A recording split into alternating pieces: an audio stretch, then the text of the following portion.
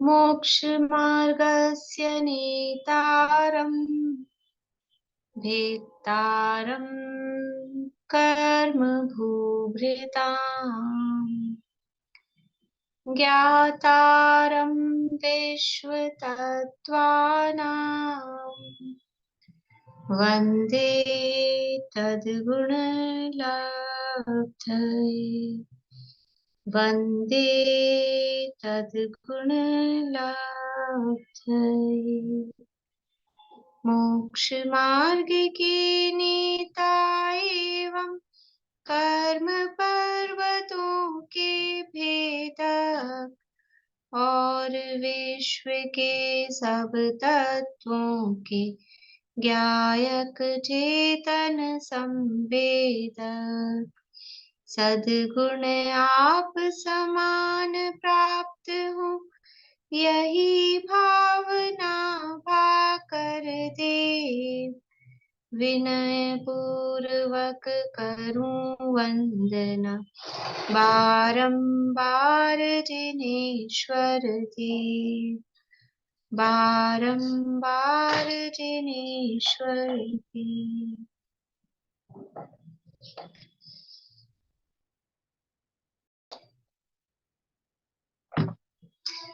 तत्वार सूत्र नामक ये महाशास्त्र है आचार्य उमा स्वामी देव द्वारा रचित। यहाँ इसके अंतर्गत दूसरा अध्याय अपना चल रहा है और दूसरे अध्याय का अनेक सब टॉपिक्स इसके अंतर्गत हैं। उसके अंतर्गत अब ये जो अपना प्रकरण चल रहा है विग्रह गति, उसके बाद में जन्म, फिर योनि, और अब यहाँ जो अपना विषय प्रारंभ होने वाला है वो शरीरों के स्वरूप और भेद। यानी पहले तो जीव के असाधारण भाव बताए, इनके भेद प्रभेद बताए, फिर जीव का लक्षण बताया, फिर जीवों के भेद, फिर इंद्रियों की चर्चा, उसके विषय स्वामी भेद, फिर विग्रह गति की चर्चा की, फिर ये 5 सूत्रों में अभी जन्म और योनि की। अब 36 से लेके 44 तक ये जो सूत्र हैं, इन सूत्रों में शरीरों का स्वरूप और उनके भेद, 9 सूत्र हैं। 9 सूत्रों में शरीरों का स्वरूप, क्योंकि जन्म की बात की, फिर जन्म का जो स्थान था वो योनि की बात की। अब जन्म के बाद क्या होगा, शरीर धारण करेगा। तो अब शरीर की बात करें तो कौन सा जीव कौन सा शरीर धारण करेगा, शरीर क्या सबका एक ही टाइप का होता है, कितने प्रकार के शरीर होते हैं, किस जीव के कौन सा शरीर होता है, तो शरीरों का स्वरूप भेद उनके स्वामी, ये सारी चर्चा यहाँ अभी इन 9 सूत्रों के अंतर्गत होने वाली है। अच्छी इंटरेस्टिंग चर्चा है। जो लोग पहली बार सुनेंगे या सुन रहे होंगे उनके लिए तो काफी नई भी है, अच्छी भी है, और सामान्य ज्ञान होना ही चाहिए। अब जिस शरीर को अपना मान रखा है अनादिकाल से, तो शरीर के बारे में भी थोड़ा जान ले कि है क्या चीज वो, उसका स्वरूप समझ में आ जाए कि कैसा है। ये भी ये शरीरों का स्वरूप बता रहे हैं तो शरीर में आसक्ति कराने के लिए नहीं, शरीर में मोह बढ़ाने के लिए नहीं, शरीर का स्वरूप समझकर शरीर से भेद विज्ञान कर सके, इसी उद्देश्य से शरीर का स्वरूप यहाँ पर बताया गया है, और इसी उद्देश्य से उसको पढ़ना सुनना समझना चाहिए कि ये शरीर है, ये मैं नहीं हूँ, ये मेरा स्वरूप नहीं है। लेकिन संसार अवस्था में जब तक इस शरीर को मैं मान रखा है तो ये शरीर प्राप्त होते रहते हैं। तो वो जो शरीर प्राप्त होते हैं वो शरीर का क्या स्वरूप है। स्तोपदेश में श्लोक आया था कि शरीर के संबंध से तो दुख भोगता है। ये शरीर क्या है, ये जो शरीर मिला है ना, ये जीव को दुख भोगने का साधन है। अब बताओ कौन ये बात फील नहीं करता है कि हमको दुख मिलना है, तो किसके थ्रू। जैसे वो नहीं होता है, बीमार हो जाते हैं तो वो एक यहाँ वो लगा के रख देते हैं कैंडुला। अब इंजेक्शन लगना है तो इंजेक्शन कहाँ से लगना है, कि वो इसमें से देंगे, दवाई देनी है तो वो इसमें से देंगे, वो सुई लगा के रखते हैं ना एक उसमें। तो अब दुख देना है, जीव को दुख मिलना है, तो कहाँ से देंगे, कि शरीर के माध्यम से। शरीर में जो भी इंजेक्शन अशांति ये शरीर में लगता है ना अपने को, तो ये शरीर दुख भोगने का माध्यम है। और जो जितनी आसक्ति इसमें रखता है, जिसको जितना अपनापन है, उसको उतना अधिक दुख होता है। तो इन शरीरों का क्या स्वरूप है वो यहाँ पर बताया जा रहा है। कितने प्रकार के शरीर होते हैं, देखिए पेज नंबर 124 है, सूत्र नंबर 36 से लेके 44 तक है। तत्वार्थ मणि प्रदीप ग्रंथ है। जब कोई जीव जन्म लेगा तो किसी न किसी शरीर को तो धारण करेगा ही, क्योंकि नए शरीर को धारण करने को ही तो जन्म कहते हैं। जन्म किसे कहते हैं? नवीन शरीर धारण करने को जन्म कहते हैं। हम किसे जन्म समझते हैं? हम तो गर्भ से बाहर आने को जन्म समझते हैं। वो जन्म नहीं है। वो जो जन्मदिन हम मना रहे हैं वो पता नहीं क्या मना रहे हैं, पता ही नहीं है जन्मदिन वास्तव में। देखो, अब इसमें भी निश्चय व्यवहार लगाया जाए ना, तो परम निश्चय से तो आत्मा का कभी जन्म हुआ ही नहीं है, तो जन्मदिन है ही नहीं। लेकिन अभी अभी की भी बात करें ना, तो ये जिसे हम जन्मदिन मना रहे हैं हर तारीख को, कभी किसी का कभी किसी का, पूरे व्हाट्सएप ग्रुप्स में यही चलता रहता है। ग्रुप ही इसीलिए होते हैं, फैमिली के जो ग्रुप होते हैं उनमें और कोई काम ही नहीं होता। कोई बीमार हो गया है वो तो सूचना उसमें आती नहीं है, और इसकी बर्थडे है, इसकी एनिवर्सरी है, बस वही वही चलता रहता है। होता है कि नहीं होता है ऐसा? वही चलता रहता है, फिर सब एक दूसरे को देख के कॉपी पेस्ट उस पर चिपकाते रहते हैं। वो का वो लिखने में भी जोर आता है, खुद कौन लिखे। तो ये जो जन्मदिन हम मना रहे हैं ये तो बिल्कुल ही नहीं है, व्यवहार से भी नहीं है, व्यवहार से भी जन्मदिन नहीं है। क्योंकि जन्म किसे कहते हैं? नवीन शरीर धारण करने को जन्म कहते हैं। तो वो नवीन शरीर किस दिन धारण हो गया था?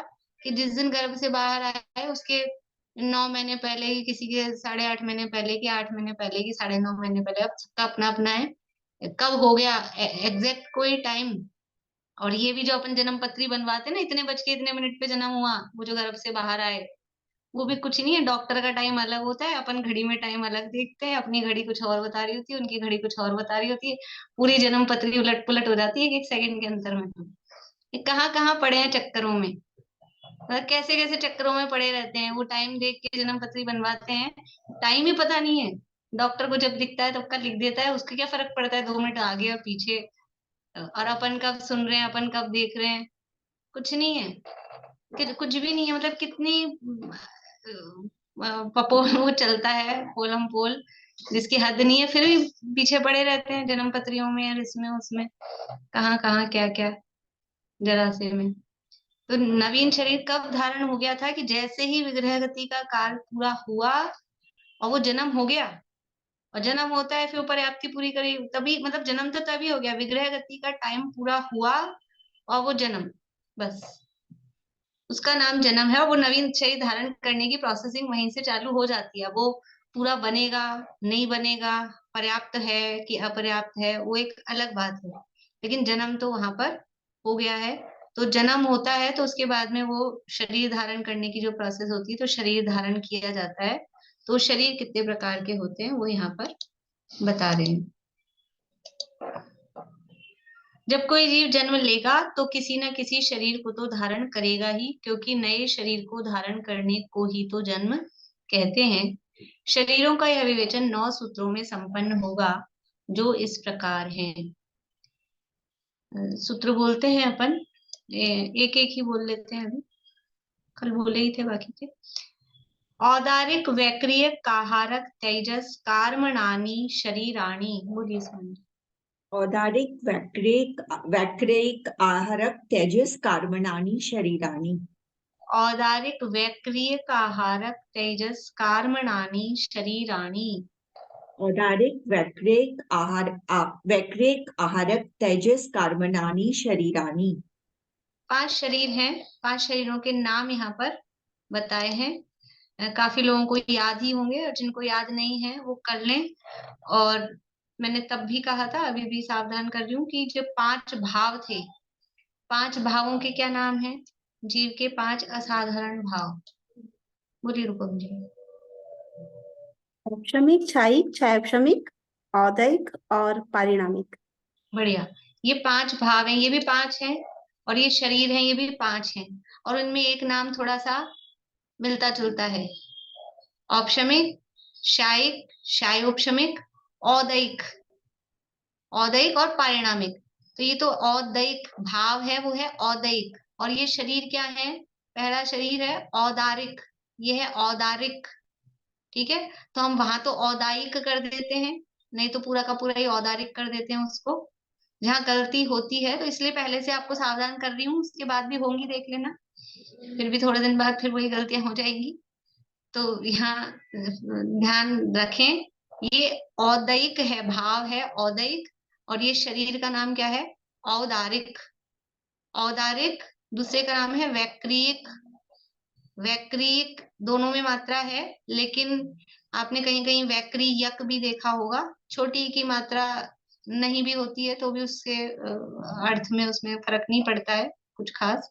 जैसे अरहंत और अरिहंत दोनों होते हैं, ऐसे ही यहाँ वैक्रिय, वैसे शुद्ध तो वैक्रियक है, लेकिन फिर भी वैक्रियक भी आपको पढ़ने को देखने को मिल जाएगा। तो पहला औदारिक, दूसरा वैक्रियक, तीसरा आहारक, चौथा है तेजस, और पांचवा है कार्मण। नाम क्या है? कार्मण। इसमें भी गलती क्या करते हैं हम? कारमाण, आ की मात्रा लगा देते हैं, कारमाण शुद्ध नहीं है, कारमण शुद्ध है। फिर भी आपको जगह जगह शास्त्रों में भी कारमान छपा हुआ मिल सकता है, क्योंकि वो इतनी प्रचलित हो गया है कारमान ही, कि वो शास्त्रों में भी चढ़ गया है।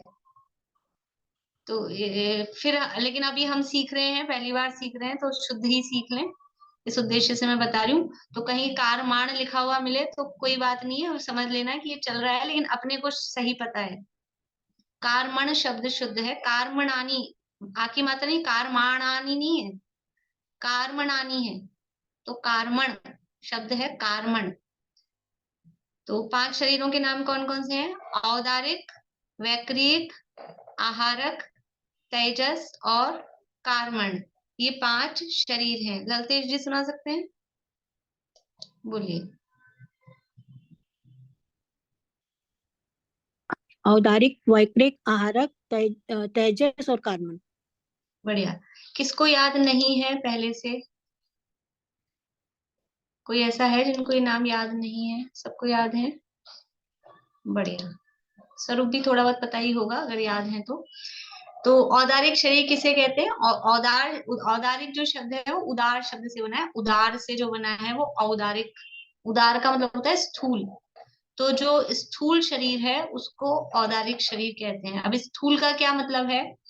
स्थूल का मतलब है इन 5 शरीरों में जो सबसे स्थूल है।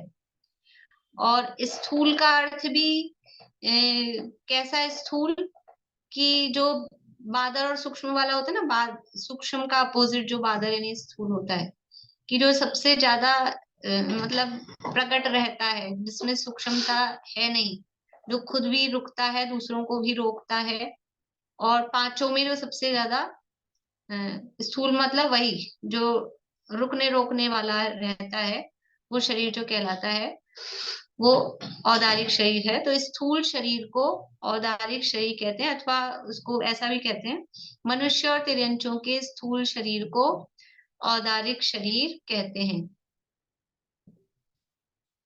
ठीक है, यहाँ पे परिभाषा ये दी, स्थूल शरीर को औदारिक शरीर कहते हैं। मनुष्य और तिर्यंचों का शरीर औदारिक होता है। तो मनुष्य और तिर्यंचों का जो स्थूल शरीर है, स्थूल दिखने वाला जो शरीर है, 5 शरीरों में जो सबसे ज्यादा स्थूल होता है उसे औदारिक शरीर कहते हैं। अभी अपन आगे के शरीर समझेंगे ना, तब इसकी स्थूलता अपने को समझ में आ जाएगी और ज्यादा। दूसरा है वैक्रियक। वैक्रियक मतलब विक्रिया से जो बना, विक्रिया के द्वारा या विक्रिया के लिए जो शरीर बना है उसको बोलते हैं वैक्रियक। वैक्रियक शब्द बना है विक्रिया से। औदारिक शब्द बना है उदार से, तो उदार यानी स्थूल। और विक्रिया से जो बना है, विक्रिया से जो शरीर बनता है उसको कहते हैं वैक्रियक, अथवा विक्रिया के लिए जो शरीर बना है उस शरीर को कहते हैं वैक्रियक शरीर। ये तो व्युत्पत्ति से अर्थ है। अभी इसके स्वरूप क्या है देखिए, यहीं से पढ़ लेते हैं 125 पेज से। जो शरीर विक्रिया के द्वारा एक अनेक सूक्ष्म स्थूल हल्का भारी आदि रूप क्रिया किया जा सके, उस शरीर को वैक्रिक शरीर कहते हैं। विक्रिया किसे कहते हैं? विक्रिया। विक्रिया का क्या अर्थ है? विक्रिया का मतलब है विशेष क्रिया। विशेष क्रिया का क्या मतलब? शब्द अर्थ बोलेंगे, विक्रिया विशेष क्रिया। कि जिसमें इस तरह का कुछ कर सके हम चेंजेस, परिणमन, कि एक शरीर के अनेक शरीर बना लें, कभी उसको स्थूल बना लें, बहुत बड़ा दिखने लगे, कभी सूक्ष्म, सूक्ष्म का मतलब है ना किसी को दिखे, ना किसी से टकराए, ना किसी को बाधा पहुंचाए, ऐसा भी हो सकता है। अभी समझ में आ रहा है औदारिक को उदार स्थूल क्यों कहा? औदारिक शरीर को इस तरह का नहीं किया जा सकता है कि वो टकराए नहीं, कि दिखे नहीं, नहीं दिखे, बहुत छोटा हो तो वो हो सकता है, लेकिन फिर भी वो विक्रिया के वैक्रियक शरीर के कंपैरिजन में वो स्थूल ही रहेगा। और वैक्रियक शरीर कैसा है कि उसमें इस तरह की कैपेसिटी होती है कि उसको एक शरीर के अनेक शरीर बनाए जा सकते हैं, बहुत स्थूल भी उसको किया जा सकता है, बहुत सूक्ष्म भी किया जा सकता है, उसको बहुत हल्का किया जा सकता है, बहुत भारी किया जा सकता है, चाहे जैसे रूप उससे बनाए जा सकते हैं। तो जिसमें चाहे जैसे रूप बनाए जा सके उसको कहते हैं विक्रिया। तो जो शरीर विक्रिया के द्वारा अनेक रूपों रूप किया जा सकता है, जिस शरीर को अनेक रूप किया जा सकता है, उस शरीर को वैक्रियक शरीर कहते हैं। ये वैक्रियक शरीर देव और नारकियों के होता है, देव और नारकियों के वैक्रियक शरीर होता है। विक्रिया के अभी अपन और इनकी डिटेल पढ़ेंगे, अभी अपन सामान्य सा स्वरूप देख रहे हैं, फिर और इनकी डिटेल देखेंगे। फिर है आहारक। आहारक शरीर कौन सा होता है? ये आहारक शरीर है, ये आहारक रिद्धिधारी मुनिराजों के होता है।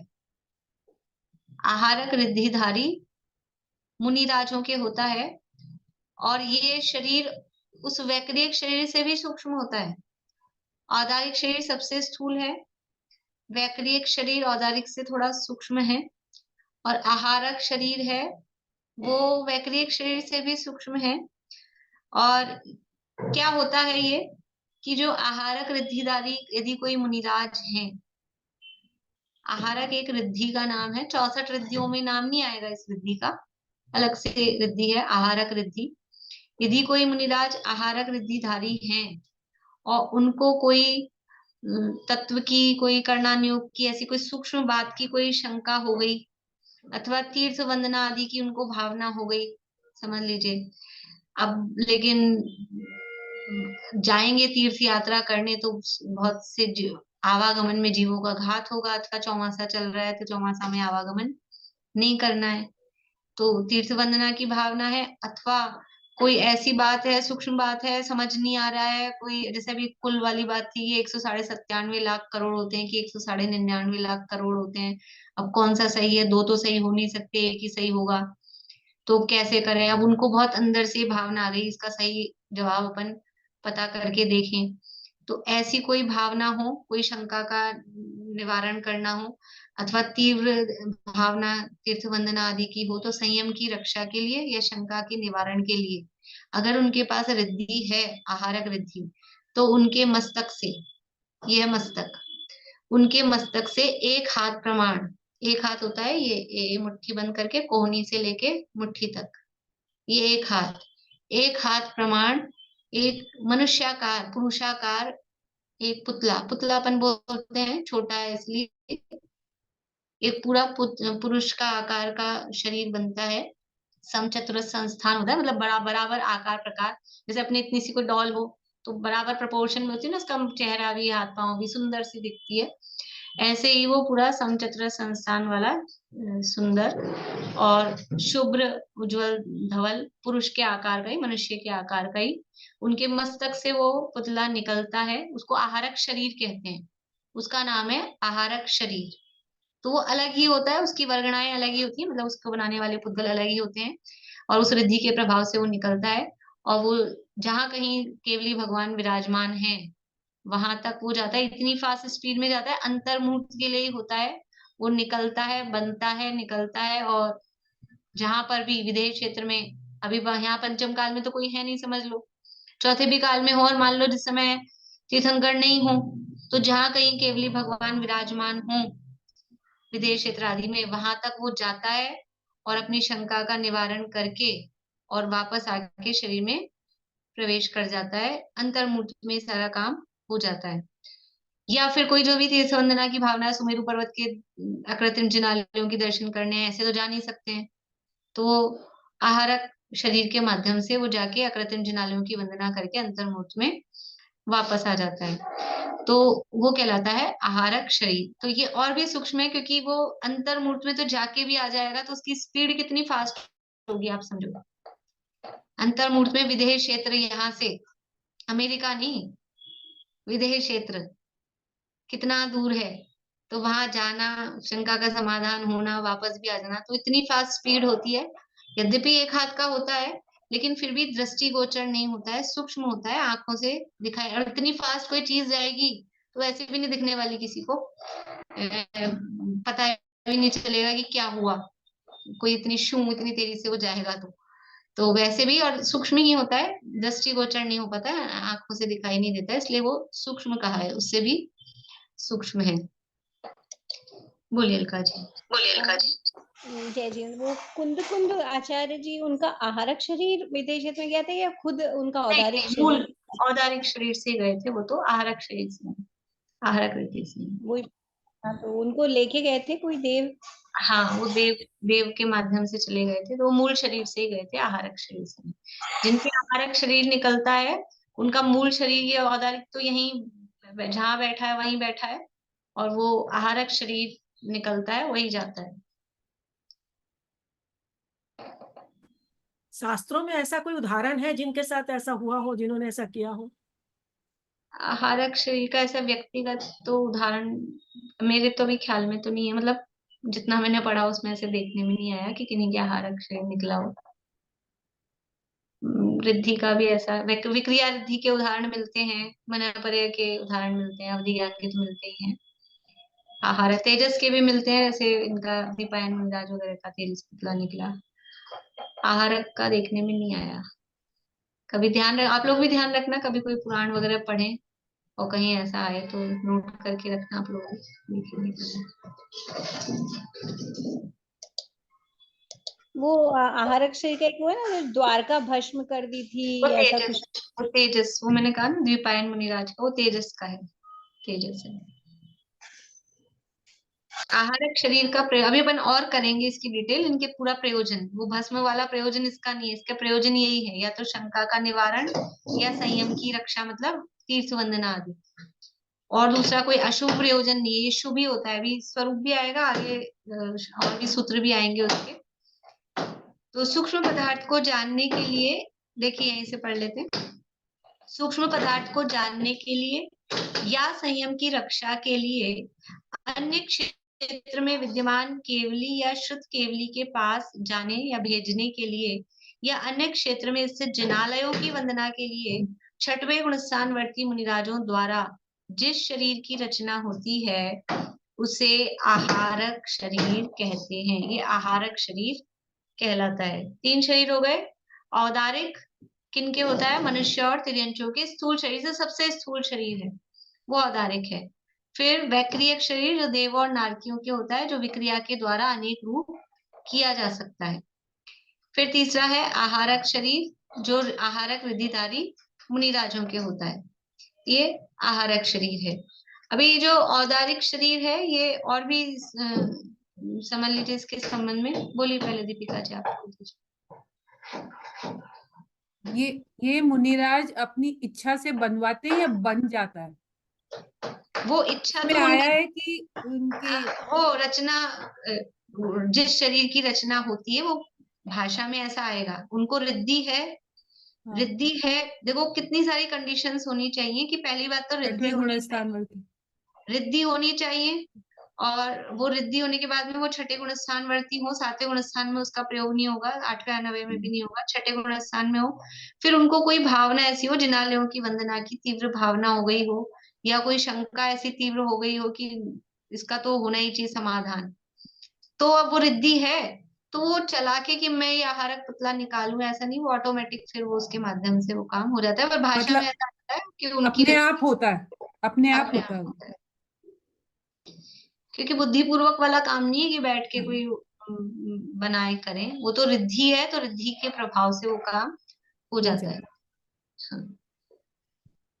तो जो औदारिक शरीर है, औदारिक शरीर को दूसरे रूप में हम ऐसे भी कह सकते हैं, पर वो 100% लागू नहीं पड़ता है, इसलिए पर फिर भी मुख्य रूप से औदारिक शरीर जो होता है वो सप्त धातु रूप होता है।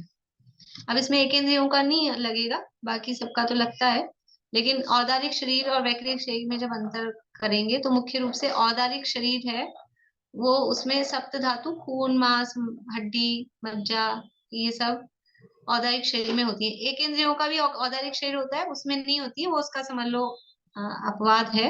बाकी 2 इंद्रिय से लेके और 5 इंद्रिय तक के और मनुष्यों का, जिनका भी सबका औदारिक शरीर है, तो वो सप्त धातु रूप होता है औदारिक शरीर। और जो वैक्रियक शरीर है, वो वैक्रियक शरीर सप्त धातु से रहित होता है। वैक्रियक शरीर में खून नहीं होता, हड्डी नहीं होती, मांस नहीं होता, और ये मवाद वगैरह भी, ये कुछ भी वैक्रियक शरीर में नहीं होती। ठीक है ना। तो इस रूप में भी मतलब इनका, पर वो परिभाषा इसलिए नहीं बनाई है उसकी क्योंकि वो एक इंद्रियों में लागू नहीं पड़ता है, खून सप्त धातु वाली बात, क्योंकि एक इंद्रियों का भी औदारिक शरीर है लेकिन वो सप्त धातु से रहित है। एक इंद्रियों के शरीर में भी खून, हड्डी, मांस ये नहीं होते हैं। मांस कहाँ से चालू होता है? मांस संज्ञा किसको कहते हैं? वनस्पति हम खाते हैं तो वनस्पति की मांस संज्ञा नहीं है, यद्यपि वो भी जीवों का शरीर है, लेकिन वो एक इंद्रिय जीव के शरीर को मांस नहीं कहते। मांस चालू होता है 2 इंद्रिय के शरीर से। त्रस के शरीर को, त्रस जीव के शरीर को मांस कहते हैं। तो मांस संज्ञा वो 2 इंद्रिय से चालू होती है। तो यदि हमारे भोजन में कोई लट गिर गई है, लट आ गई है, या मक्खी गिर गई है, या चींटी गिर गई है, तो वो भोजन में मांस गिर गया है, वहां मांस का दोष है। ठीक है ना। और जो स्थूल पंचेंद्रिय की हिंसा करके जो मांस होता है वो तो, उसको तो मांस समझते ही हैं सब, पर हम जो वनस्पति काम में लेते हैं या जल आदि काम में लेते हैं उसकी मांस संज्ञा नहीं है। एक इंद्रिय के शरीर को मांस नहीं कहते। तो इसलिए वो परिभाषा में ये नहीं बनाया कि औदारिक शरीर किसे कहते हैं, कि सप्त धातु वाले शरीर को औदारिक शरीर कहते हैं, ऐसा परिभाषा हम नहीं बना सकते। लेकिन मुख्य रूप से औदारिक शरीर बाकी जो है 2 इंद्रिय से लेकर पंचेंद्रिय तक का, वो सप्त धातु से सहित होता है। और जो वैक्रियक शरीर है वो सप्त धातु से रहित होता है। उसमें सप्त धातुएं, ये मैं जो जो बातें बता रही हूँ ना, आप लोग ध्यान रखना है, आपको फिर काम करना है इसमें। आपको पूरा अच्छा बीच वाले पिन पेज पे पूरे 5 कॉलम बनाने हैं 5 शरीरों के, और फिर खूब सारी बातें उसमें एक ही जगह आपको सारा, पांचों शरीर की सारी चीजें आपको एक ही जगह देखने को मिल जाएंगी खुद के पढ़ने के लिए। तो एक तो अंतर का आधार वाला कॉलम और 5 कॉलम 5 शरीरों के, ऐसे 6 कॉलम बना के अभी तो लिख लीजिए थोड़ा रफ, मतलब जैसे भी, फिर जब पूरा हो जाएगा अपना तो ये सारा आपको एक जगह लिख के रखना है। तो उसकी फिर परिभाषा, फिर कौन सा स्थूल है, इसमें किसमें क्या अंतर है, जो जो भी बातें अपन देखते जा रहे हैं वो उसमें लिखते जाएंगे आप। तो औदारिक शरीर में सप्त धातु होती है, वैक्रिक शरीर में सप्त धातु नहीं होती। और आहारक शरीर, आहारक शरीर भी सप्त धातु से रहित होता है। आहारक शरीर में भी सप्त धातु नहीं होती है।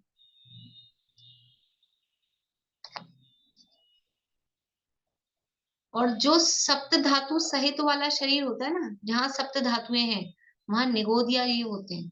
यानी जो सप्त धातु शरीर वाले, धातु सहित वाले जो शरीर हैं वो निगोदिया सहित, निगोदिया जीवों से सहित हैं। और जहां सप्त धातु नहीं है वो निगोद रहित होते हैं वो शरीर। मतलब क्या हुआ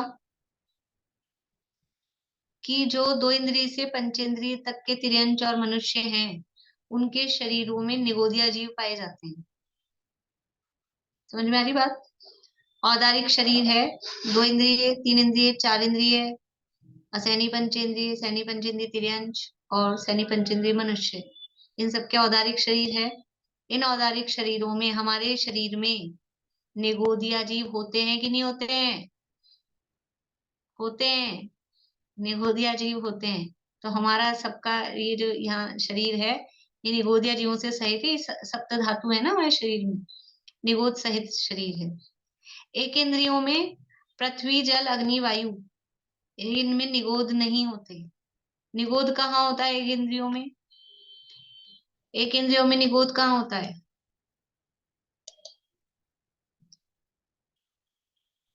वनस्पति में, वनस्पति में, सारी वनस्पतियों में, नहीं साधारण वनस्पति, साधारण वनस्पति में। तो इसका मतलब क्या हुआ, पृथ्वी, जल, अग्नि, वायु और प्रत्येक वनस्पति, इनमें निगोद नहीं होते। केवल साधारण वनस्पति है वही निगोद रूप होती है। पृथ्वी का एक में निगोदिया नहीं होती, उसके आश्रय से भी निगोदिया नहीं होती, जल का एक में भी नहीं, अग्नि में का एक में भी नहीं, वायु का एक में भी नहीं, और प्रत्येक वनस्पति का एक में भी नहीं होते। ठीक है, ये तो निगोद से रहित है। और इसके अलावा जो देवों का वैक्रिक शरीर है वो भी निगोदिया जीवों से रहित होता है। औदारिक शरीर जो है, त्रस जीवों का जो औदारिक शरीर है वो निगोदिया जीवों से सहित होता है। आहारक शरीर, आहारक शरीर निगोदिया जीवों से सहित होता है कि रहित होता है? वो भी रहित होता है क्योंकि सप्त धातु रहित है ना, तो आहारक शरीर में भी निगोदिया जीव नहीं होते। कितनी जगह हो गए, अब ये बात चली गई है, वैसे तो दूसरी बात चल गई, लेकिन लिख लीजिए आप, 8 स्थान होते हैं निगोद रहित जहां निगोदिया जीव नहीं होते।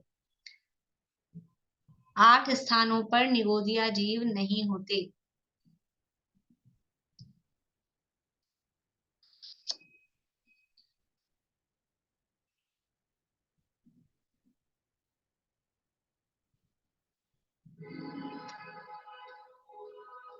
अभी आप लोग बताइए, काफी तो अपन ने हो गए, एक आधी बचा है कुछ। 8 स्थान में से कितने स्थान हो गए अपने, बोलिए अर्चना जी। ये 4 तो अभी पढ़े, पृथ्वी, जल, अग्नि और वायु। फिर ये बैक्रियक के देव और नारकियों का ये 6 हो गए। और फिर ये आहारक 7वां हो गया, और अरहंत भगवान का परम अवतारी शरीर ये 8वां हो गया। बढ़िया बढ़िया। 8 स्थान निगोदिया से रहित हैं। तो 4 तो ये हो गए, पृथ्वी का एक, जल का एक, अग्नि का एक, वायु का एक, 4 तो स्थावर। ठीक है, 4 तो स्थावर का शरीर, पृथ्वी का एक, जल का एक, अग्नि का एक, वायु का एक, 4 स्थावर। फिर देवों का शरीर 5वां, नारकियों का शरीर 6ठा,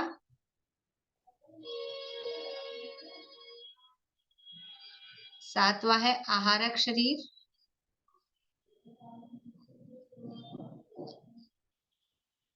पृथ्वी का एक, जल का एक, अग्नि का एक, वायु का एक, 4।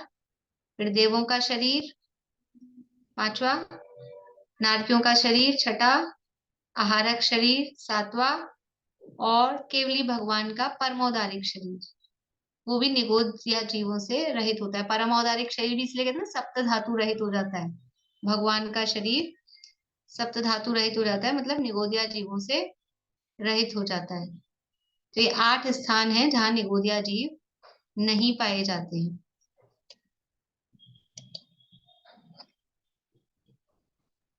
ये प्रत्येक वनस्पति में भी तो नहीं होते हैं।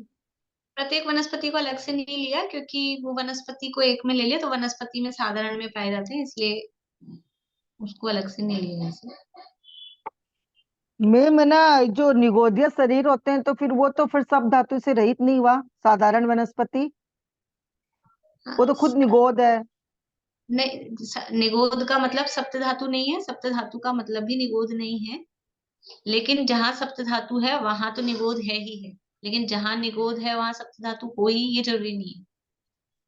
अच्छा। फिर से, जहां सप्त धातु है वहां तो निगोदिया जीव हैं, लेकिन जहां निगोदिया जीव है साधारण वनस्पति में, वहां सप्त धातु हो ही, ये जरूरी नहीं। तो वो निगोदिया साधारण वनस्पति वो तो एक अलग बात हो गई, तो वो तो है ही साधारण वनस्पति, लेकिन हमारे शरीर में भी क्योंकि सप्त धातु है, वो सप्त धातु में निगोदिया जीव उसमें पाए जाते हैं। और मैम एक बात है कि जो देव है, देव का शरीर मतलब बाधा रहित है कि बाधा सहित है? देवों का, नारकियों, देव का शरीर वहाँ स्याद्वाद है, कथनचित नहीं है।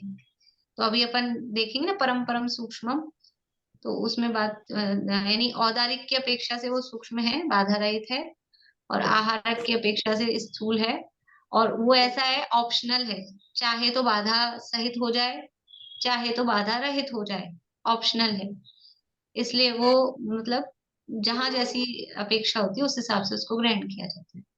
तो मैम फिर निगोदिया को हम मैम, लोग है ना सप्त धातु रहित ही बोले, लिखे यहाँ पे, वो इसे लिखने में नहीं आ रहा है क्रम में, साधारण वनस्पति को तो आप मतलब ये काउंट में नहीं कियो निगोज, मतलब ये सप्त धातु रहित। तो साधारण वनस्पति को क्यों करेंगे सप्त धातु रहित में? वो तो है ही ना। सप्त धातु रहित नहीं लिखवाए हैं मैंने आपको, निगोद रहित स्थान लिखवाए हैं। आप हेडिंग सही कर लो अपनी। अच्छा, मैंने जो लिखवाया है निगोद रहित स्थान लिखवाए हैं, सप्त धातु रहित स्थान नहीं लिखवाए हैं। सप्त धातु से तो मैंने कनेक्ट किया है उसको, पर सर्वथा नहीं लगेगा हर जगह कि जहाँ पे निगोद नहीं है वहां सप्त धातु भी नहीं है, जहाँ सप्त धातु नहीं है वहां निगोद भी नहीं है, ऐसा सर्वथा नहीं है। मैंने केवल शरीरों की बात बताने के लिए उसको निगोद के साथ कनेक्ट किया था। ठीक है, वो सर्वथा नहीं है। ये जो 8 स्थान लिखाए हैं निगोद रहित 8 स्थान लिखाए हैं, ये ध्यान रखना है। ठीक है, और उसको वाइस वर्सा नहीं लगाना है कि निगोद और सप्त धातु ये कोई पर्यायवाची नहीं है। निगोद अलग चीज है, सप्त धातु अलग चीज है, लेकिन सप्त धातुओं में निगोदिया जीव होते हैं। लेकिन जहां जहां निगोदिया है या जो जो निगोदिया है उनमें सप्त धातु ही हो ऐसा जरूरी नहीं है। बोलिए कविता जी। मैम जैसे आपने ये पृथ्वी जल वायु अग्नि देवो नारक्यो आरक अरियन ये लिखवाया, ये तो 8 हो गए। तो साधारण वनस्पति को अपन किस में शामिल करेंगे, अलग से या इसी में शामिल कर लेंगे? साधारण वनस्पति तो खुद ही निगोद है ना अपने आप में ही। हम तो निगोद रहित स्थान देख रहे हैं, वो तो अपने आप में निगोद ही है, तो उसको क्यों शामिल करेंगे? वो तो अब हम सामान्य कथन करेंगे वनस्पति कायिक में निगोद होता है, तो वो साधारण वनस्पति है निगोद रूप। और मनुष्य और तिरंचों का जो आधारिक शरीर है उसमें निगोदिया जीव होते हैं। ठीक है ना, वो तो अपने आप में साधारण वनस्पति तो निगोद रूप है ही ना। मैं आ गया। जो केवल ज्ञानी हो गए सबका परम औदारिक शरीर हो जाता सबका है। सबका बिल्कुल बिल्कुल। 12वें गुणस्थान के अंत समय में सारे उनके शरीर में से बादर निगोदिया जीव निकल जाते हैं।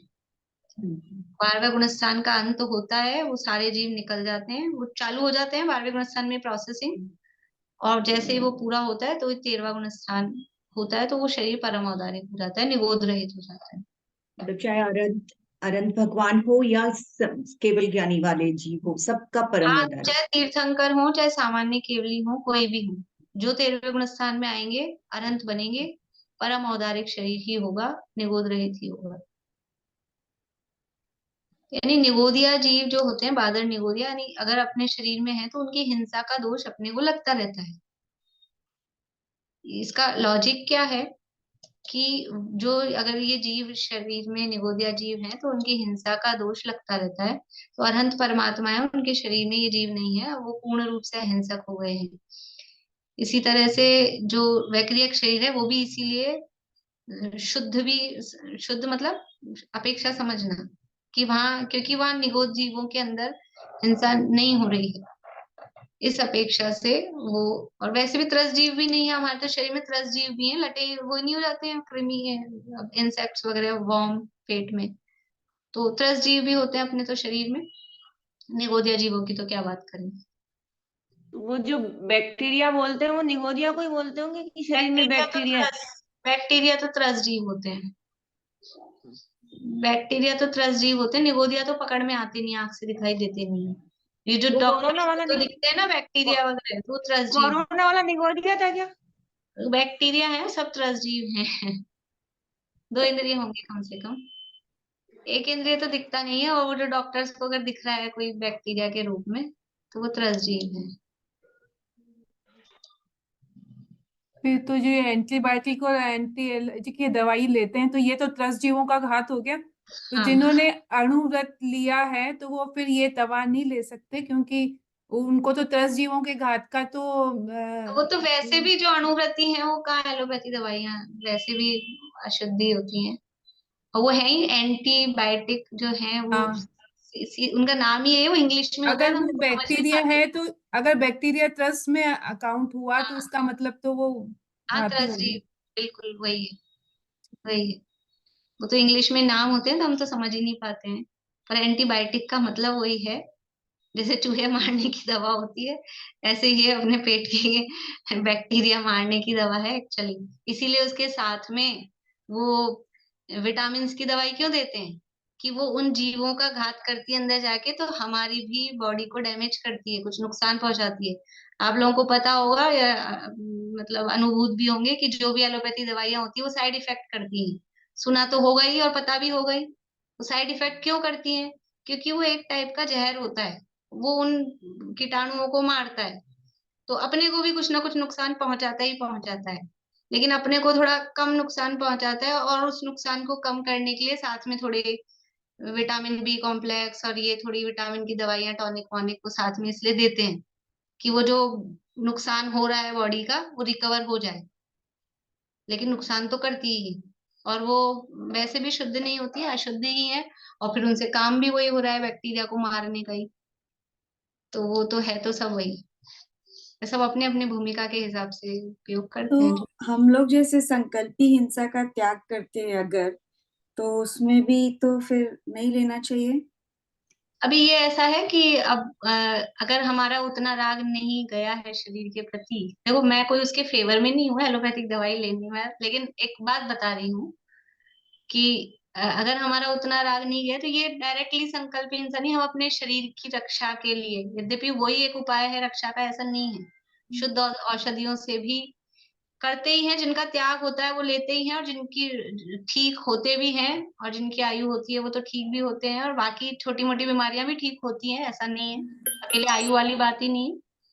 लेकिन फिर भी अब जो जिनका त्याग नहीं है जो लेते हैं, तो वो डायरेक्टली इसलिए नहीं ले रहे हैं कि हमको वो जीव, जैसे यहाँ ऑल आउट लगा रहे हैं, वो तो साफ साफ ही अपन ऐसा करके, पर ये शरीर की रक्षा के उद्देश्य से ले रहे हैं, तो वैसी संकल्पी हिंसा उस रूप में नहीं है। लेकिन वो जो दवाइयों में वो दवाइयां बनी हुई हैं वो हिंसक तरीके से बनी हुई हैं, और मतलब उस रूप में तो उसमें दोष है ही है, वो तो है ही दूषित।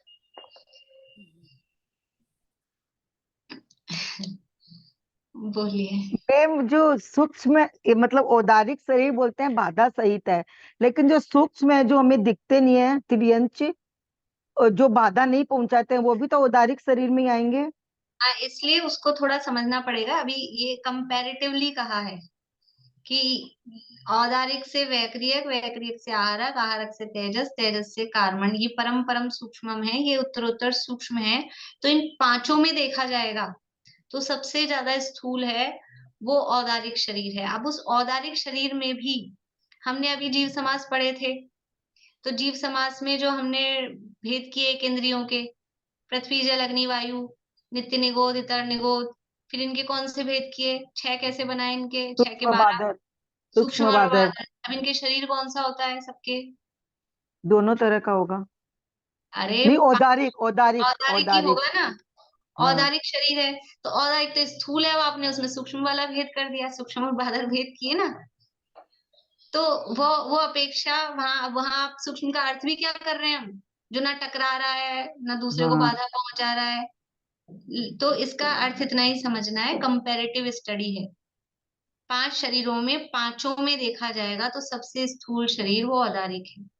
अभी और उसकी आगे बात करेंगे कि जो उसकी वर्गणाएं हैं, औदारिक शरीर की जो वर्गणाएं हैं, वो जो वर्गणाएं भी सबकी वर्गणाएं समझते हैं, उसका जो रॉ मटेरियल है, औदारिक शरीर, औदारिक, वैक्रियक और आहारक, तीनों शरीर का जो रॉ मटेरियल है, उस रॉ मटेरियल का नाम है आहार वर्गणा।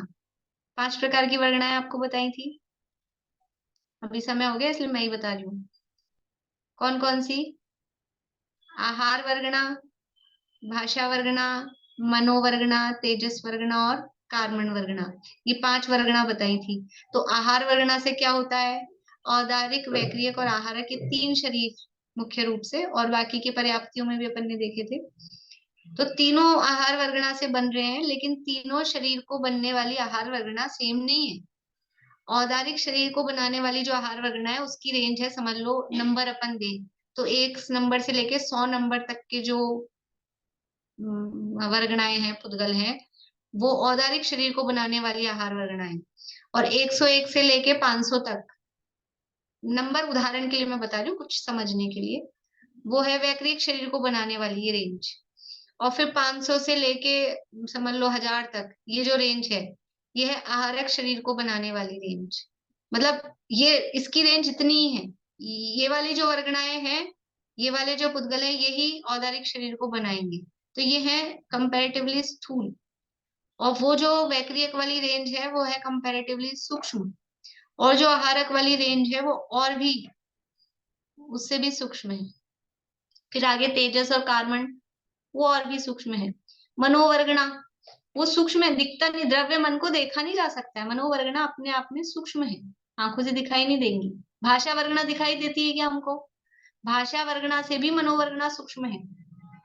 भाषा वर्गणा मनोवर्गणा से स्थूल है, लेकिन हमको भाषा वर्गणा दिखाई देती है, भाषा सुनाई देते हैं, आंख से दिखती है, शब्द दिखाई देते हैं। तो जब शब्द दिखाई नहीं देते तो हम कोई सोचे ऑपरेशन करके मन देख लें, द्रव्य मन कहीं, हार्ट, नहीं दिखाई देगा। तो ऐसा ये वर्गणाओं की स्थूलता सूक्ष्मता के आधार पर इनको स्थूल सूक्ष्म कहा है। बाकी वो प्रश्न अपने को लगेगा ही, वरना निगोदिया में सूक्ष्म निगोदिया है जो ना टकराते हैं ना बाधा पहुंचाते हैं, और शरीर उनके औदारिक ही है। तो इससे तो हमको वैक्रिक शरीर देवों का तो फिर भी दिख जाता है। तो ऐसा वो वाला अर्थ नहीं लेना यहाँ जो कहा है। जिस समझ लो, ऐसा भी कह सकते हैं समभिरूढ़ से उसको औदारिक कहते हैं, समभिरूढ़ से वो स्थूल है। समभिरूढ़ समझते हैं कि ये स्थूल के, जैसे कोई व्यक्ति, कोई बच्चा बचपन में मोटा हो, बचपन में कोई मोटा हो, उसका नाम मोटी मोटा पड़ गया हो, मोटू बोलते हो उसको। अब वो बड़ा हो गया, पतला दुबला हो गया, फिर भी भले ही उसका निकनेम ऐसे ही निकाला हो, लेकिन उसके दोस्त लोग मजाक में क्या बोलेंगे उसको, पतला हो गया हो इतना, तो भी उसको मोटू ही बोलेंगे। तो ये औदारिक शरीर है, भले ही सूक्ष्म हो, सूक्ष्म निगोदिया हो, तो भी उसका शरीर औदारिक है, स्थूल ही है, ऐसा। मैम फिर तो जो हम बैक्टीरिया वगैरह हमारी बॉडी में होते तो इनका तो फिर हमें बहुत ज्यादा दोष लगता होगा। अब वो तो अपने मतलब दोष तो है ही, औदारिक शरीर है तो वो शरीर के निमित्त से जीवों का घात तो होता ही है, तो वो तो लगता ही है, लेकिन अपने हाथ में, मतलब डायरेक्टली अपने हाथ की, बुद्धि पूर्वक नहीं है ना। बुद्धि पूर्वक हमारे हाथ की चीज नहीं है। बुद्धि पूर्वक तो हमारे हाथ में है कि हम संयम से रहें, मर्यादाओं का पालन करें, ब्रह्मचर्य का पालन करें। वो हाँ, तो हम बुद्धि पूर्वक वो तो हम कर सकते हैं, क्योंकि असंयमी रहने में, मैथुन सेवन आदि में बहुत त्रस्त जीवों का घात होता है, वो हम कर सकते हैं। अब अंदर के अंदर जो उत्पन्न हो रहे हैं और वो जो भी है, अब किसी के कैंसर के पैदा हो गए, अब चला के कौन करता है? कोई करेगा? कोरोना की कीटाणु चला के हम पैदा कर लें? तो वो होते हैं और बुद्धि पूर्वक ही है, हमारे हाथ में नहीं है। इसलिए जो जो अपने अपन जितना कर सकते हैं जहाँ वहां तो अपन थोड़ा दिमाग लगा लें, बाकी तब जो है वो सब ये अपने आप में ही पाप के उदय, मतलब ये जो शरीर मिला ना हमको, तो ये कुछ रूप में पाप के उदय से ऐसा शरीर मिला है जिससे जीवों का घात होता है। उसमें भी स्त्री का शरीर विशेष रूप से, स्त्री के शरीर में पुरुषों से अधिक हिंसा के समझ लो चांसेस क्या होती ही है।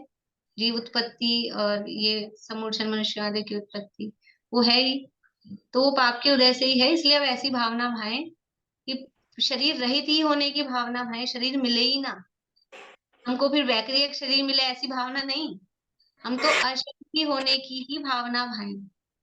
इस शरीर से कब जल्दी से जल्दी मुक्त हो जाएं, सारी झंझटी शरीर के पीछे है, सारे जितने भी हैं खराब है, सब मतलब कार्य है। इसलिए इसलिए अशरीरी, शरीर से रहित होने की भावना हम भाएं। ये शरीर, इसलिए मैंने शुरू में ही कह दिया था कि शरीरों का प्रकरण शरीर प्राप्ति की भावना के लिए नहीं, शरीर रहित होने के लिए, भेद विज्ञान के लिए, कि हम अब इस औदारिक शरीर से विरक्त हों।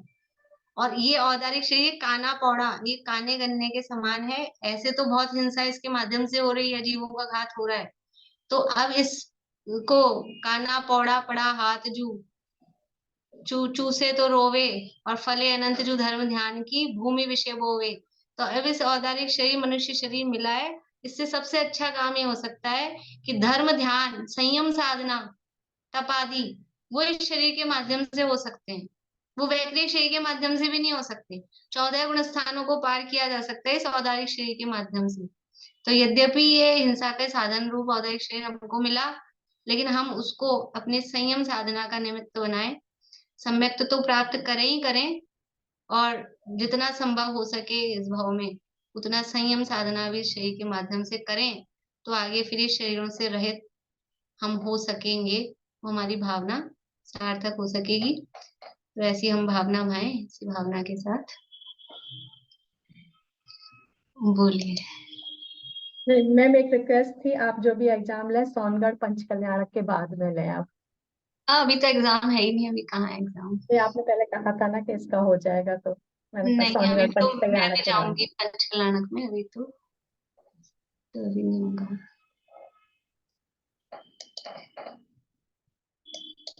चलिए जिनवाणी स्तुति।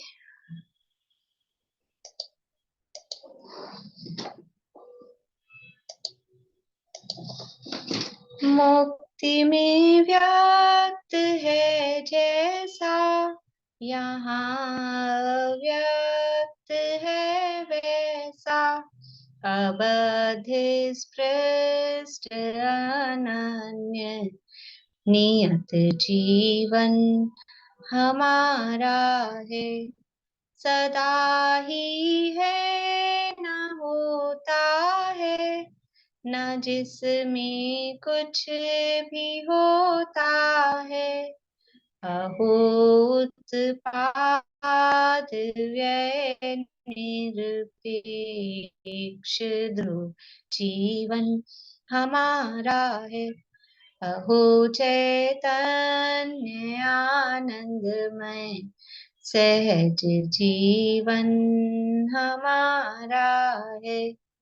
अनादि अनंत पर निरपेक्ष ध्रुव जीवन हमारा है।